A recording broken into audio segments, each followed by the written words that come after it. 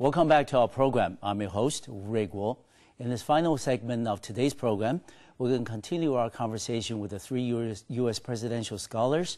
I'm going to ask them, their experiences of traveling elsewhere in the world as compared to their experiences in Taiwan. I'm going to start off with Fei again. Tell us a little bit, what are the countries you've traveled to, not just in Asia, but other parts as well? Sure. I've actually been very lucky in that I have a father who likes to see the world a lot. Good. So I've traveled all around Europe, including the Baltic states, as well as the Mediterranean and Russia. Okay. I've also been in Asia. I've been to China, Japan, and Thailand, in addition to Taiwan. Okay. Of course, I think Taiwan is special in the sense that, this is sort of like your home, where your parents originally came from. But your experience in other parts of the world, of course, are not, quite the same from your experiences in Taiwan. How would you compare the two, other than the fact that Taiwan is close to your heart? Right. I don't think it's just because I have family here that I feel that it has definitely more of a sense of familiarity, and everyone is more personable. There's a very strong personality, a very strong sense of community in Taiwan that I don't see necessarily in other places. Okay. How about you, Kevin? What other countries you've been to? When I was 12, I took a trip to Europe. Okay, and with the family? Yep. I toured Germany, Switzerland, and Austria. Okay. How much do you remember from the trip? Not a lot, but I do remember that the culture was... how do I say this? It was very slow. Slow? Yes. What parts of Europe were you there? Not Germany, I don't think. Well, not the Autobahn. No. But people there are very deliberate. They know how to enjoy themselves. True. And I think the difference between, Europe and Taiwan, or the rest of Asia, really, is that it's very fast here in Taiwan. Traffic is very fast. People are very fast. Wait until you travel to places like Hong Kong and Singapore. They're even a little faster than Taipei. But anyway, that's what other people say. How about you, Brian? I've only been to Canada, the only other country that I've been to. Okay.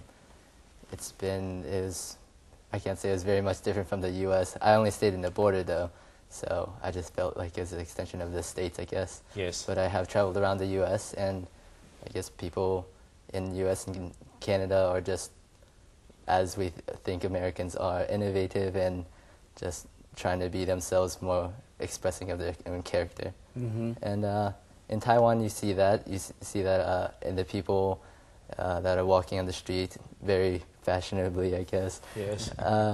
So it gives you a sense of the globalization of the world, how everybody kind of is moving forward together. The three of you have been away from home for about 3 to 4 weeks now. Are you homesick? Or anything you miss back in the States? Well, I've called my mom pretty much every day, so... You miss your family? Right. But how about friends or foods or places? Well, there's always Facebook for friends. Okay. And as far as food, I could really use a good hot dog. Right Okay. You don't find it in Taiwan? Well, there's no all beef, none of that jumbo stuff. Okay. So. All right. But I thought we have a pretty good Frank at 7-Eleven. Doesn't compare. Doesn't measure up to your standard. I need a bratwurst. Okay. How about you, Faye? I'd say that, especially with the internet being the way it is today, there's nothing that I can get at home that I can't get here. Okay. For example, being in connection with my friends. Of course. Or getting the information I need. And also many of the fast food chains that I have at home that I would go to, most of them are here anyways. So if I ever need my McDonald's, I know where to go. You know where to go. Yes. Brian? I was going to say some food, but we did have a really nice steak yesterday, so not so much anymore. I'd say I do miss my friends, hanging out with them, but it's been so busy this past couple weeks, so it's kept us busy and excited to stay in Taiwan. But let me ask you a little bit, kind of backtrack, 3 weeks. When you first got here on this trip, and then did you find it difficult to assimilate? Because obviously, at least to me, the three of you look a little different. You dress a little different. You talk certainly different from the local youth. And did you find that it was difficult at the beginning, at least? I think after 3 weeks, you guys are feeling pretty much at home. But when you first started, did you find it a little difficult to assimilate because maybe your Mandarin is not that good, and then not many people here speak English, and then did you think that was going to be a problem? Well, sorry. No, go ahead. Go ahead. Okay. Yeah, Well, of course, my Mandarin is very, very rusty. So I thought that was going to be a problem for a while, but I think now I can get along with the conversation. But the first couple of days, did you find it? It was a bit hard to communicate with my family. It was a bit. But they mostly understood what I needed and what I wanted. Okay. And when you joined the camp, did you find it easy in terms of making friends with others? Well, I don't know. It's my personality is such that I don't really make friends that easily. But since I spent so much time with them, it's been great. I've made a bunch of friends. Yeah, I can tell. Kevin is among the three of you were more subdued and things. Faye? Of course, at the beginning of camp, there's always a bit of a little bit of hesitation in meeting all these new people from all these different places. But I think that everyone was very willing to meet everyone else and very excited to meet everyone else, that it wasn't that big of a problem at all. And we spent so much time together that within a couple of days, it was as if we were long friends. Okay. And Brian? Yeah, basically after we got memorized everybody's name correctly, we got along pretty well, spent pretty much all our time together, and so after a while, just connected. Well, I'm going to ask you one thing that you remember the most from this trip, when it's over next week, then what would it be? I think it would have to be the river tracing. Okay. And that is when you put on a wetsuit, get your rubber boots. And that took place in Taidong? Or yes, Hualien? yeah, Oh, Hualien, Taidong. yeah. Okay, yes. And it hurt, but it was fun. Okay.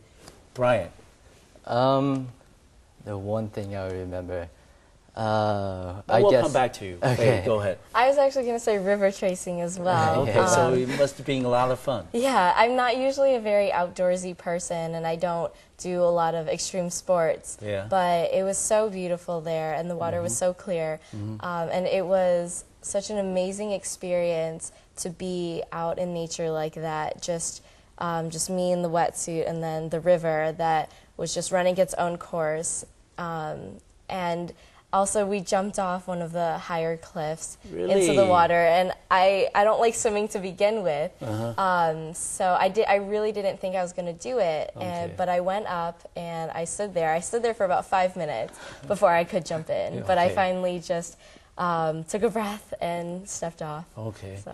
I just want everybody to know that Faye's mom and grandmom's actually here in the studio with us.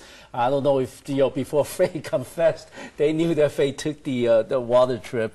They're certainly you need to be take a lot of courage to do that. How about you, Brian? I'd say the thing I'd remember most would be just walking around with everybody, all the friends down the street and in Taipei, crowded streets at the night markets and everything, and just eating good food, trying new things all the time. Some things weren't as good as others, but it's all right. Okay. And one final question before we close in this part of the program is that if you were to come back next year, not with the camp, not with the tour, what would you do if there were, 2 things that you learned from this trip that you definitely want to repeat on your future trips to Taiwan? Kevin? I definitely want to visit the more rural parts again. Okay. Because since my family lives in Taipei and Tainan mostly, I've mostly been in those 2 cities. Okay. But now that Tainan in the city or county? Around the city. Okay, good. Just outside. All right. But now that I've been on this trip, I want to see more of the natural beauty of Tainan or Taiwan. All right. Like in Taroko National Park. I want to go back there again and see more. Faye? First, I would definitely walk around the cities by myself more, because when I'm here, I usually just stay with my family and just go where everyone else goes and follows them, and not really sure where I am or what I'm doing. But now that I have walked with other people my age, sometimes just a few of us, I know that I can make it around the city by myself. Okay. So that's the first thing I would do. And then the second thing I would do would call up the friends that I made on this trip, see who's Terrific. in Taiwan at the same time, Good. and meet up. Okay. And Brian? If I come back next year, if I was back with my family, I'd definitely go to the Sun Moon Lake again. Maybe have one of those boiled eggs. They're really good there too. Yeah. Other than that, I'd like to explore that river again, walk up the upstream again, and see if I can do it one more time. Okay, good. I've certainly enjoyed the conversation with the 3 young U.S. presidential scholars, and I've enjoyed it so much. We're going to do another segment, another program with the same guest. And we're going to see you next time on Macroview Television, and next week with the same guest on the Taiwan Outlook. I'll see you. Thank you.